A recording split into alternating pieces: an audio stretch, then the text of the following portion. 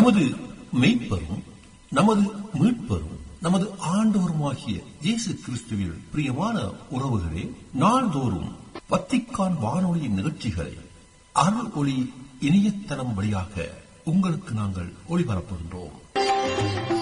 உங்களுக்காக தொகுத்து வழங்குபவர் உங்கள் அன்பு சகோதரன் பேசாலை தாஸ்.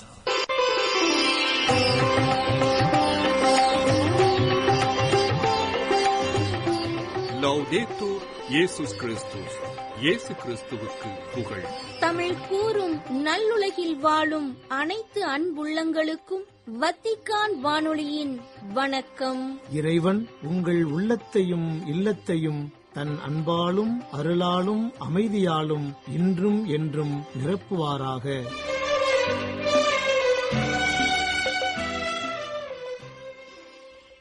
அன்பு உள்ளங்களே, வத்திக்கான் வானொலி இன்று உங்களுக்கு வழங்கும் நிகழ்ச்சிகள் ஞாயிறு மறைவுரை சிந்தனை மற்றும் செய்திகள். தூய ஆவியார் பெருவிழா. நீதியின் குரலாக ஒலிக்கும் தூய ஆவியார். எல்லாவரமும் நிரம்பித் ததும்பும் திவ்ய ஸ்பிரித்து சாந்துவே, அடியோர் உள்ளத்தில் எழுந்து வருவீர் இனிய ஸ்நேக தேவனே. அன்பர்களே, கடந்த 2022 ஆண்டு மே மாதம் 15 ஞாயிற்றுக்கிழமையன்று மறைந்த திருத்தந்தை பிரான்சிஸ் அவர்கள் 10 அருளாளர்களை புனித நிலைக்கு உயர்த்தினார். அவர்களில் டைட்டஸ் பிரான்ஸ்மாவும் ஒருவர். இவருடைய வாழ்வும் உயிர் தியாகமும் சற்று வித்தியாசமானது. 2ஆம் உலகப் போரின் போது ஜெர்மனியின் தக்காவோ வதை முகாமில் மறைசாட்சியாக கொல்லப்பட்டவர் இவர். 1881 ஆண்டில் நெதர்லாந்தில் பிறந்த இவர் கார்மேல் துறவு சபையின் அருள் பணியாளராக திருப்பொழிவு செய்யப்பட்டார். ரோமை பாப்பிரை கிரகோரியன் பல்கலைக்கழகத்தில் மெய்யியலில் முனைவர் பட்டம் பெற்று சமூகவியல் படிப்பையும் முடித்தவர். மெய்யியல் மற்றும் தியான யோகிகள் ஆழ்நிலை வரலாறு கல்வியை கற்றுக் கொடுத்தவர். நெதர்லாந்து ஆயர்கள் இவரை கத்தோலிக்க பத்திரிகையாளர்களின் செய்தி தொடர்பாளராக நியமித்து நாத்தி சர்வாதிகாரத்தை எதிர்த்து விளம்பரங்கள் செய்யுமாறு பணித்தனர். 1942 ஆண்டு ஜனவரி மாதம் ஜெர்மனி நெதர்லாந்தை ஆக்கிரமித்த போது பிரான்ஸ்மா கைது செய்யப்பட்டார். கத்தோலிக்க செய்தித்தாள்கள் நாசி பிரச்சாரத்தை வெளியிட வேண்டும் என்று அவர் அறிவித்தால் அவர் துறவு மடத்தில் அமைதியான வாழ்க்கை வாழ அனுமதிக்கப்படுவார் என்று நாசிகள் அவரிடம் கூறியபோது பிரான்ஸ்மா அதை ஏற்க மறுத்துவிட்டார். அதற்காக அவர் டச்சாவ் வதை முகாமில் கொடுந்துயரங்களுக்கும் பட்டினிக்கும் ஆளானார். அதே ஆண்டு ஜூலை 26 நாளன்று கார்போலிக் அமிலம் எனப்படும் நஞ்சு ஊசி செலுத்தப்பட்டு அவர் படுகொலை செய்யப்பட்டார். அப்போது அவருக்கு வயது 61. பிரியமானவர்களே, நம் அன்னையாம் திரு அவை இந்நாளில் பெந்தகோஸ்து என்று அழைக்கப்படும் தூய ஆவியார் பெருவிழாவை கொண்டாடி மகிழ்கின்றது. இந்நாளை திரு அவை பிறந்த நாளாகவும் நாம் சிறப்பிக்கின்றோம். இயேசுவின் விண்ணேற்றத்திற்கு பின்பு அவரின் துணையாளராக வரும் தூய ஆவியார் திருத்தூதர்களை இயேசுவின் நற்செய்தியை அறிவிக்கும் நீட்சிகளாக வழிநடத்துகிறார். படைப்பின் தொடக்கத்திலேயே நீர்த்திரளின் மேல் அசைந்தாடி கொண்டிருந்த கடவுளின் ஆவியார் உலகின் இறுதி வரைக்கும் உடன் பயணிக்கும் துணையாளராக செயல்படுகின்றார்.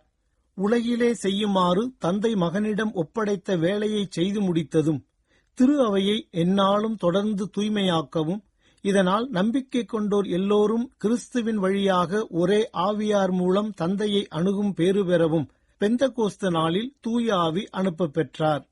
இவரே வாழ்வின் ஆவியாக, அதாவது பொங்கி எழும் ஊற்றாக மாறி நிலைவாழ்வை அளிப்பவராக திகழ்கின்றார். ஆவியார் திரு அவையையும் நம்பிக்கை கொண்டோரின் இதயங்களையும் கோவிலாக கொண்டு குடியிருக்கிறார். அவர்களிடமிருந்த வண்ணம் அவர் வேண்டுகிறார். அவர்கள் கடவுளின் பிள்ளைகள் என்பதற்கு சான்று பகர்கின்றார். முழு உண்மையை நோக்கி திரு அவையை வழிநடத்துகிறார். ஒன்றிப்பாலும் பணியாலும் அதில் ஒற்றுமையை விளைவிக்கிறார். இன்னும் பலதரப்பட்ட திரு அவை ஆட்சி சார்ந்த கொடைகளையும் அருள் கொடைகளையும் அதற்கு அளித்து அதனை வழிநடத்துகிறார். தம் கனிகளால் அதற்கு அணி செய்கிறார். நற்செய்தியின் வல்லமையால் திரு அவை இளமை பொலிவோடு துலங்கச் செய்கிறார். என்றும் அதற்கு மறுமலர்ச்சி தருகிறார். அதன் மணமகளான கிறிஸ்துவுடன் முழுமையாய் ஒன்றிக்க திரு அவையை வழிநடத்திச் செல்கிறார் என்று தூய ஆவியாரின் செயல்பாடுகள் பற்றி திரு அவையை தூய்மையாக்கும் தூய ஆவியார் என்ற தலைப்பில் 2ஆம் வத்திக்கான் சங்க ஏடுகள் எடுத்து எம்புகின்றன.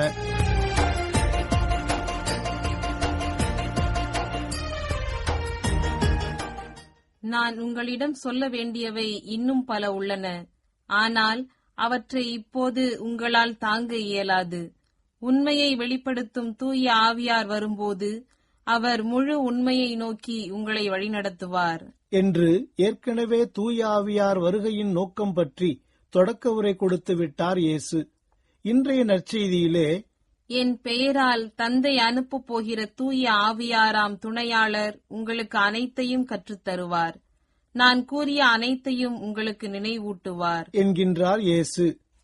தன் சீடர்களுக்கு போதனை செய்து கொண்டிருந்த குரு ஒருவர், ஒவ்வொரு மனிதருடைய உள்ளத்திலும் 2 ஓநாய்கள் வாழ்கின்றன, அவை எப்போதும் தங்களுக்குள் சண்டையிட்டுக் கொண்டே இருக்கின்றன என்றார். உடனே எழுந்த சீடர் ஒருவர், குருவே, அப்படியென்றால் இறுதியில் எந்த ஓநாய் சண்டையில் வெற்றியடையும் என்று கேட்டார். அதற்கு குரு, நீ எந்த ஓநாய்க்கு அதிக உணவூட்டி வளர்க்கிறாயோ அந்த ஓநாய்தான் இறுதியில் வெல்லும் என்றார். அன்பர்களே, நமது உள்ளங்களிலும் தூயாவிக்கும் தீயாவிக்குமான போராட்டம் இடைவிடாது தொடர்ந்து கொண்டுதான் இருக்கிறது.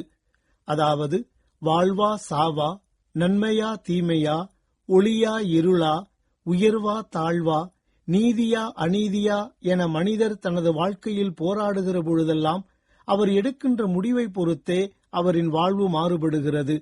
குறிப்பாக நீதி, நேர்மை, உண்மை, சமத்துவம், உடன்பிறந்த உறவு என உயர்ந்த விழுமியங்கள் பக்கம் நிற்க வேண்டுமென்றால் அவர் கட்டாயம் தூய ஆவியாரின் உடனிருப்பைத்தான் தேட வேண்டும். இவைகள் அன்றி சுயநலம் கொண்டு இவ்வுலகப் பேரின்பங்களில் மூழ்கி வாழ நினைப்பவர்கள் தீயாவியின் பக்கம் நின்று கொள்வர். உலகம் தொடங்கியதிலிருந்து இன்று வரை இந்த 2 ஆவிகளுக்குமான போராட்டம் என்பது தொடர்ந்து கொண்டுதான் இருக்கின்றது. ஆக தூய ஆவியாரின் பக்கம் நிற்பவர்கள் நீதிக்காக தங்கள் இன்னுயிரை இழப்பவர்களாகவும், தீயாவியின் பக்கம் நிற்பவர்கள் அவர்களின் உயிர்களை பறிக்கும் தீயவர்களாகவும் வாழ்ந்து வருகின்றனர் என்பதே வரலாறு நமக்கு சொல்லும் பாடம். அன்பர்களே, இன்றைய 2ஆம் வாசகத்தில் கடவுளின் ஆவி, அதாவது தூய ஆவியார் குறித்தும் தீயாவி குறித்தும் பேசுகின்றார் புனித பவுலடியார். குறிப்பாக, ஊனியல்புக்கு ஏற்ப வாழ்வோர் கடவுளுக்கு உகந்தவர்களாய் இருக்க முடியாது. ஆனால் கடவுளின் ஆவி உங்களுக்குள் குடிகொண்டிருந்தால் நீங்கள் ஊனியல்பை கொண்டிராமல் ஆவிக்குரிய இயல்பை கொண்டிருப்பீர்கள். கிறிஸ்துவின் ஆவியை கொண்டிராதோர் அவருக்கு உரியோர் அல்ல என்று அவர் கூறும் வார்த்தைகள் நாம் எந்த ஆவியின் பக்கம் நின்று செயல்பட வேண்டும் என்பதை எடுத்துக்காட்டுவதாக இருக்கின்றன. குறிப்பாக இந்த வார்த்தைகளில் ஊனியல்புக்குரிய இயல்பு, ஆவிக்குரிய இயல்பு என்று இருவேறு இயல்புகளை எடுத்துக்காட்டுகின்றார் புனித பவுலடியார். இவற்றையே ஊனியல்பின் செயல்கள் என்றும் தூய ஆவியின் கனிகள் என்றும் கலாத்தியருக்கு எழுதிய திருமடலிலே தெளிவுபட கூறுகின்றார். பரத்தமை, கெட்ட நடத்தை, காமவெறி, சிலை வழிபாடு, பில்லி சூனியம், பகைமை, சண்டை சச்சரவு, பொறாமை, சீற்றம், கட்சி மனப்பான்மை, பிரிவினை, பிளவு, அழுக்காறு, குடிவெறி, களியாட்டம் ஆகிய 16 செயல்களையும் ஊனியல்புக்கு உரியவைகளாகவும், அன்பு, மகிழ்ச்சி, அமைதி, பொறுமை, பரிவு, நன்னயம், நம்பிக்கை, கனிவு ஆகிய 9ஐயும் தூயாவிக்குரிய கனிகளாகவும் எடுத்து காட்டுகின்றார். அதனால்தான் ஊனியல்புக்கேற்ப வாழ்வோரின் நாட்டமெல்லாம் அந்த இயல்புக்கு உரியவற்றின் மீதே இருக்கும். ஆனால் ஆவிக்குரிய இயல்புக்கேற்ப வாழ்வோரின் நாட்டம் ஆவிக்கு உரியவற்றின் மீதே இருக்கும். ஊனியல் மனநிலை கொண்டிருப்போருக்கு வருவது சாவே, ஆவிக்குரிய மனநிலை கொண்டிருப்போருக்கு வருவது வாழ்வும் அமைதியும் ஆகும் என்றும் தெளிவுபடுத்துகின்றார். ஆக தூய ஆவியின் துணையால் வாழும் நாம் அந்த ஆவி காட்டும் நெறியிலேயே நடக்க முயல்வதுதான் நீதிக்கான செயல்களின்படி வாழ்வதாகும். உலக இருளை அகற்ற உமது பரலோக ஒளி தாருமே. உலக இருளை அகற்ற உமது பரலோக ஒளி தாருமே. உண்மை கண்டு நன்மை பெற நாதனே அருள் புரிகுவாய். பிரியமானவர்களே, பழைய ஏற்பாட்டு நூல்களில் இறைவாக்கினர்கள் தூய ஆவியாரின் எழுச்சி பெற்று நீதிக்காக குரல் கொடுப்பதை காண முடிகின்றது. அதிலும் குறிப்பாக சிறிய இறைவாக்கினர்கள் மிக பெரும் துணிச்சலோடு உண்மையின் பக்கம் நின்று கொண்டு நீதிக்காக குரல் எழுப்புகின்றனர். வறியோரை நசுக்கி நாட்டில் உள்ள ஒடுக்கப்பட்டோரை அழிக்கின்றவர்களே, இதை கேளுங்கள். நாம் தானியங்களை விற்பதற்கு அமாவாசை எப்பொழுது முடியும்? கோதுமையை நல்ல விலைக்கு விற்பதற்கு ஓய்வு நாள் எப்பொழுது முடிவரும்? மரக்காலை சிறியதாக்கி எடைக்கல்லை கனமாக்கி கள்ளத்தராசினால் மோசடி செய்யலாம். வெள்ளிக்காசுக்கு ஏழைகளையும் 2 காலணிக்கு வறியோரையும் வாங்கலாம். கோதுமை பதர்களையும் விற்கலாம் என்று நீங்கள் திட்டமிடுகிறீர்கள் அல்லவா? ஆண்டவர் யாக்கோபின் பெருமை மீது ஆணையிட்டு கூறுகின்றார், அவர்களுடைய இந்த செயல்களுள் ஒன்றையேனும் நான் ஒருபோதும் மறக்க மாட்டேன். அன்பர்களே, இப்படி எத்தனையோ நீதிக்கான செயல்கள் நம் மத்தியிலும் நிகழ்ந்து கொண்டுதான் இருக்கின்றன. கர்நாடக மாநிலம் பெங்களூருவில் வெளியாகும் லங்கேஷ் பத்திரிகையின் முதன்மை ஆசிரியரும் மூத்த பெண் பத்திரிகையாளருமான கௌரி லங்கேஷ் பிரபல ஆங்கில நாளேடுகளில் பணியாற்றியவர்.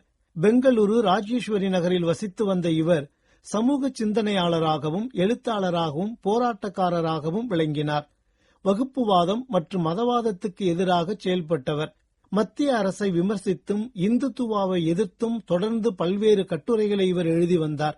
கோரக்பூரில் நிகழ்ந்த குழந்தைகள் மரணம், குஜராத் மாநிலத்தில் நடைபெற்ற கலவரங்கள், இஷ்ரத் ஜஹான் விவகாரம் உள்ளிட்ட பல்வேறு விடயங்கள் குறித்து எழுதிய இவர் பண மதிப்பிழக்கம், ரோஹிங்கியா இனத்தவன் மீது நடத்தப்படும் அத்துமீறல்கள் உள்ளிட்டவைகள் குறித்தும் பேசி வந்தார். இவரின் இதழில் வெளிவந்த கட்டுரை ஒன்றுக்காக பாஜக எம்பி பிரகலாத் ஜோஷி இவர் மீது அவதூறு வழக்கு தொடர்ந்திருந்தார். வலதுசாரிகளை கடுமையாக விமர்சித்து வந்த கௌரி லங்கேஷ் எப்போதும் தன் கருத்துக்களை முன்வைக்க தயங்காத துணிச்சல் மிக்கவர். இந்நிலையில் 2017 ஆண்டு செப்டம்பர் 5 தேதியன்று வெளியே சென்றுவிட்டு தனது காரில் வீட்டுக்கு திரும்பினார். காரை வெளியே நிறுத்திவிட்டு வீட்டுக்குள் செல்வதற்காக வாயிற்கதவை திறக்க முயன்றபோது இருசக்கர வாகனத்தில் வந்த மர்ம நபர்கள் 4 பேர் அவரை துப்பாக்கியால் சரமாரியாக சுட்டனர். இரத்த வெள்ளத்தில் சரிந்த அவர் நிகழ்விடத்திலேயே பரிதாபமாக உயிரிழந்தார். ஆகவே அன்புக்குரியவர்களே, நீதிக்காக குரல் கொடுத்து உயிர் துறக்கும் அனைவருமே தூய ஆவியாரால் இயக்கப்படுபவர்களே. அடுத்து தூய ஆவியார் வெளிப்படுத்தும் இன்னொரு முக்கியமான பண்பு பன்முகத்தன்மை. சாதி, மதம், இனம், நிறம், மொழி, நாடு, கலாச்சாரம், பண்பாடு என்ற வேறுபாடுகளை கடந்து அனைவரையும் தனது சகோதரர் சகோதரிகளாக ஏற்று அன்பு செய்வதையும் பணிபுரிவதையும் தான் பன்முகத்தன்மை என்று வரையறை செய்கின்றோம். தூய ஆவியார் இந்த பன்முகத்தன்மையை கொண்டவராக எல்லாரையும் எல்லா மக்களுக்கும் நீதியான செயல்களின் அடிப்படையில் பணியாற்ற தூண்டுகிறார். இதைத்தான் இன்றைய முதல் வாசகமும் நமக்கு எடுத்துக்காட்டுகிறது. குறுகிய நோக்கம் விடுத்து அனைவரையும் கடவுளின் மக்களாக பார்க்கும் மனப்பான்மை நமக்குள் ஏற்படும் போதுதான் நமது நீதிக்கான பணிகள் அனைத்து மக்களுக்கும் உரியதாக அமையும். இப்பண்பில் வளர இந்நாளில் தூய ஆவியாரிடம் மன்றாடுவோம்.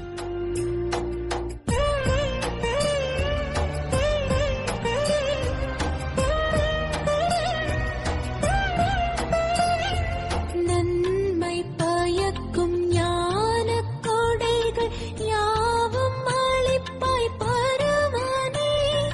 நன்மை பயக்கும் ஞான கோடைகள் யாவும் அளிப்பாய் பரமனே.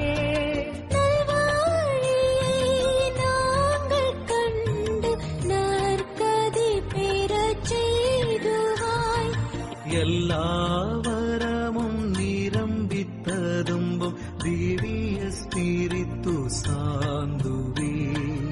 அடியோருள்ளத்தில் எழுந்து வருவீர் இனிய ஸ்நேக தேவனே. நீதியின் குரலாக ஒலிக்கும் தூய ஆவியார் என்ற தலைப்பில் இன்றைய ஞாயிறு மறைவுரை சிந்தனையை உங்களுக்கு வழங்கியது வத்திக்கான் வானொலி.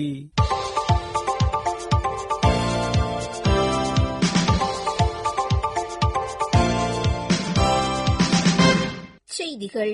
இந்தியாவின் ஜலந்தர் மறைமாவட்டத்திற்கு புதிய ஆயராக ஜோஸ் செபாஸ்டியன் அவர்களை நியமித்துள்ளார் திருத்தந்தை 14 லியோ. ஜூன் 7 சனிக்கிழமை வெளியிடப்பட்ட தகவல்களின்படி பஹ்வாரா ஆலய பங்கு தந்தையாகவும் ஜலந்தர் மறைமாவட்ட பொருளாளராகவும் பணியாற்றி வந்த அருள்பணி ஜோஸ் செபாஸ்டியன் அவர்களை ஜலந்தர் மறைமாவட்டத்திற்கான புதிய ஆயராக நியமித்துள்ளார் திருத்தந்தை 14ஆம் லியோ. இந்தியாவின் கேரள மாநிலம் பளை மறைமாவட்டத்தில் உள்ள களக்கெட்டி எனும் ஊரில் 1962ஆம் ஆண்டு டிசம்பர் 24 அன்று பிறந்தவர். நாக்பூரில் உள்ள புனித சார்லஸ் குருமடத்தில் தத்துவ இயல் மற்றும் இறையியல் பயின்று 1991ஆம் ஆண்டு மே 1 அன்று ஜலந்தர் மறைமாவட்ட அருள் பணியாளராக குருத்துவ அருள்பொழிவு பெற்றவர் புதிய ஆயர் ஜோஸ் செபாஸ்டியன். நிசேயா திருச்சங்கம் என்பது கடந்த கால நிகழ்வு மட்டுமல்ல, அனைத்து கிறிஸ்தவர்களின் காணக்கூடிய முழுமையான ஒற்றுமையை நோக்கி நம்மை தொடர்ந்து வழிநடத்த வேண்டிய ஒரு திசை காட்டி என்றும், கத்தோலிக்கர்களும் ஆர்த்தடாக்ஸ் தல திரு அவையினரும் ஒன்றிணைந்து மேற்கொண்ட பொதுவான பயணத்திற்கான முதல் அடித்தளமாக இருக்கின்றது என்றும் கூறினார் திருத்தந்தை 14ஆம் லியோ. ஜூன் 7 சனிக்கிழமை நிசேயா திருச்சங்கம் மற்றும் 3ஆம் மிலேனிய திரு அவை கத்தோலிக்க ஆர்த்தடாக்ஸ் ஒற்றுமையை நோக்கி என்ற தலைப்பில் புனித தாமஸ் அக்வீனாஸ் திருப்பீட பல்கலைக்கழகத்தில் நடைபெறும் கலந்தாய்வரங்கத்தில் பங்கேற்கும் உறுப்பினர்கள் ஏறக்குறைய 230 பேரை திருப்பீடத்தில் சந்தித்தபோது இவ்வாறு கூறினார் திருத்தந்தை 14ஆம் லியோ. கலந்தாய்வரங்கத்தின் 3 கருப்பொருட்களான நிசேயா திருச்சங்க நம்பிக்கை, ஒருங்கிணைந்த சினடல் பயணம், உயிர்ப்பு நாளை தெரிவு செய்தல் போன்றவை குறித்த கருத்துக்களை எடுத்துரைத்தார் திருத்தந்தை. குரோவேஷியாவில் உள்ள ரிஜைகா பெருநகர உயர் மறைமாவட்டத்தின் 100ஆண்டு விழாவில் பங்கேற்க கர்தினால் மத்தேயு ஜூப்பி அவர்களை நியமித்துள்ளார் திருத்தந்தை 14ஆம் லியோ.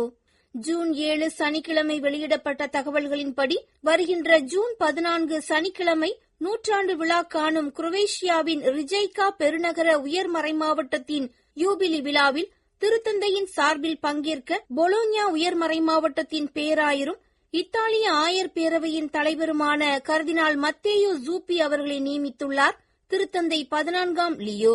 நீங்களும் உயிருள்ள கற்களாயிருந்து ஆவிக்குரிய இல்லமாக கட்டி எழுப்பப்படுவீர்களாக, இயேசு கிறிஸ்துவின் வழியாய் கடவுளுக்கு உகந்த ஆவிக்குரிய பலிகளை படைக்கும் தூய குருக்களின் கூட்டமாகவும் இருப்பீர்களாக என்ற இறை வார்த்தைகளை மேற்கோள் காட்டி எழுதியுள்ள கடிதத்தில், இயேசுவின் திருப்பெயருக்கு பணியாற்றி விண்ணக எருசலேமில் வளர்ந்து கிறிஸ்துவை பின்பற்றுவதன் வாயிலாக அவரது வாக்குறுதிகளை நாம் பின்பற்ற முடியும் என்றும் குறிப்பிட்டுள்ளார் திருத்தந்தை. உலகில் பசியை ஒழித்தல், ஏழை நாடுகளின் வளர்ச்சி, போரினால் பாதிக்கப்படும் மக்கள் வாழும் நாடுகளில் பன்னாட்டு சூழலை மேம்படுத்துதல் ஆகியவை குறித்து ஐரோப்பிய கவுன்சிலின் தலைவர் திரு அந்தோனியோ கோஸ்தா அவர்களிடத்தில் கலந்துரையாடினார் திருத்தந்தை 14ஆம் லியோ. ஜூன் 6 வெள்ளிக்கிழமை ஐரோப்பிய கவுன்சிலின் தலைவரான திரு அந்தோனியோ கோஸ்தா அவர்களை வத்திக்கானில் சந்தித்து உரையாடிய திருத்தந்தை 14ஆம் லியோ அவர்கள் உலகில் நிலவும் வறுமை மற்றும் பசியை ஒழிப்பதற்கான உலகளாவிய நிதியை நிறுவுவதற்கான திட்டம் குறித்த கருத்துக்களையும் பகிர்ந்து கொண்டார்.